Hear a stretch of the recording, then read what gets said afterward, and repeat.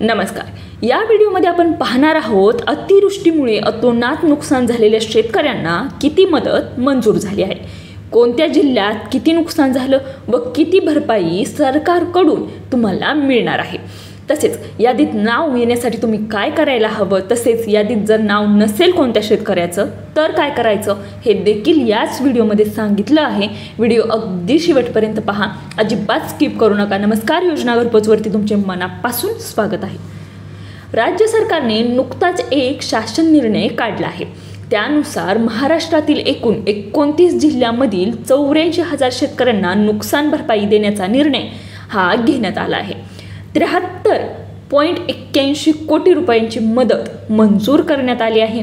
आणि आता कोणत्या जिल्ह्यासाठी किती निधी मंजूर करण्यात आला आहे ते आता आपण पाहूया. पहिला सोलापूर जिल्हा, सर्वात जास्त प्रभावित असणारा जिल्हा. इथे 59,000 शेतकऱ्यांचं 56,000 हेक्टरहून अधिक क्षेत्र नुकसानग्रस्त आहे. त्यासाठी सुमारे सरकारकडून 59.79 कोटी निधी मंजूर करण्यात आलेला आहे, हे तुम्ही लक्षात घ्या. दुसरा नागपूर जिल्हा, सुमारे 7,450 शेतकरी बाधित आहेत. 4,500 हेक्टरहून अधिक पीक हे नुकसानग्रस्त आहे. 3.93 कोटींची मदत जाहीर करण्यात आलेली आहे. तिसरा जिल्हा वर्धा जिल्हा, 3,600 शेतकरी बाधित आहेत. 2,700 हेक्टर पीक हे नुकसानग्रस्त आहे. 1.5 कोटींची मदत ही वर्धा जिल्ह्यासाठी जाहीर करण्यात आलेली आहे. पुढे पाहूया. चौथा जिल्हा चंद्रपूर जिल्हा, 13,742 शेतकरी बाधित आहेत. 8,600 हेक्टर पीक हे नुकसानग्रस्त आहे. व या जिल्ह्यासाठी किती कोटींची मदत मंजूर झाली आहे ते पहा, तर या जिल्ह्यासाठी 2 कोटींची मदत मंजूर झाली आहे. पाचवा कोकण विभाग, रायगड, सिंधुदुर्ग, रत्नागिरी जिल्ह्यातील जवळपास 1,800 शेतकऱ्यांना 37 लाख रुपयांची मदत ही मंजूर करण्यात आलेली आहे. ही कोकण विभागासाठी. पुढे पाहूया. ह्या चुका झाल्यास तुमच्या यादीमध्ये नाव येणार नाही. हे पहा, कोणत्या त्या चुका आहेत ते एकदा लक्षात घ्या. पहिली चूक, आधार व बँक खाते लिंक नसणे. जर आधार कार्ड बँक खाते लिंक नसेल तर यादीत तुमचं नाव येणार नाही. दुसरी गोष्ट, जमिनीचे नाव अपडेट केलेले नसेल तर. आणि तिसरी गोष्ट, चुकीची माहिती असेल तर यादीमध्ये तुमचं नाव येणार नाही. ही गोष्ट लक्षात घ्या. आता थोडक्यात काय, तर पंचनामा, योग्य कागदपत्र, आधार कार्ड लिंक असणे तर शेतकऱ्यांचं नाव यादीमध्ये येतं आणि नुकसान भरपाई देखील मिळते.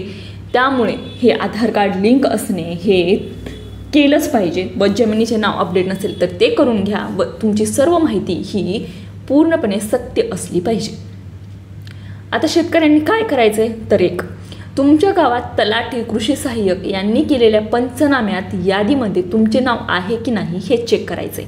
नाव असेल तर ठीक आहे, पण नसेल तर तुम्ही लगेच तलाठी, ग्रामसेवक, कृषी कार्यालयात तुमची तक्रार नोंदवायची आहे.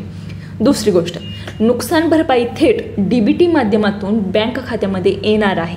त्यामुळे तुमचे बँक खाते व आधार कार्ड लिंक असणे मात्र गरजेचे आहे, ते आवश्यक आहे.